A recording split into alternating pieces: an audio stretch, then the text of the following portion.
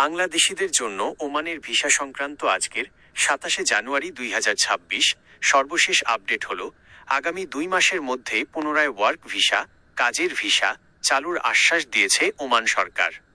রিয়াদে অনুষ্ঠিত global labour market কনফারেন্সের এক বৈঠকে ওমানের শ্রমমন্ত্রী মাহাদ বিন সাইদ বিন আলী বাওয়াইন এই ইতিবাচক ঘোষণা দেন। নিচে বিস্তারিত তথ্য তুলে ধরা হল।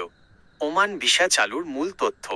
সময়সীমা: ওমান সরকার জানিয়েছে আগামী ২ মাসের মধ্যে তারা বাংলাদেশিদের জন্য নতুন ওয়ার্ক ভিসা ইস্যু করা শুরু করবে। কেন বন্ধ ছিল? ২০২৩ সাল থেকে মূলত অনিয়মিত বা নথিপত্রহীন কর্মীদের বৈধ করার প্রক্রিয়াকে অগ্রাধিকার দেওয়ার জন্য সাময়িকভাবে অদক্ষ ও আধাদক্ষ কর্মীদের ভিসা বন্ধ রাখা হয়েছিল। বর্তমান সুবিধা: যেসব বাংলাদেশি বর্তমানে ওমানে অনিয়মিত বা অবৈধ অবস্থায় আছেন তাদের কোনো জরিমানা ছাড়াই বৈধ হওয়ার সুযোগ দিচ্ছে ওমান সরকার। দক্ষ কর্মীদের অগ্রাধিকার: প্রকৌশলী, চিকিৎসক, নার্স এবং শিক্ষকদের মতো উচ্চ দক্ষতা সম্পন্ন পেশাজীবীদের জন্য ওমানের শ্রমবাজার এখন অনেক বেশি উন্মুক্ত। বর্তমানে যেসব ভিসা চালু আছে: যদিও সাধারণ ওয়ার্ক ভিসা পুনরায় পুরোদমে চালুর প্রক্রিয়া চলছে, তবে ইতিমধ্যে ১২টি ক্যাটাগরিতে ভিসা নিষেধাজ্ঞা শিথিল করা হয়েছে।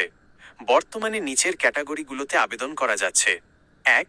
ফ্যামিলি ভিসা, পরিবার নিয়ে যাওয়ার জন্য। ২. অফিসিয়াল ভিসা, সরকারি বা দাপ্তরিক কাজে। ৩. ভিজিটর ভিসা, জিসিসি ভুক্ত অন্য দেশে থাকা বাংলাদেশিদের জন্য। ৪.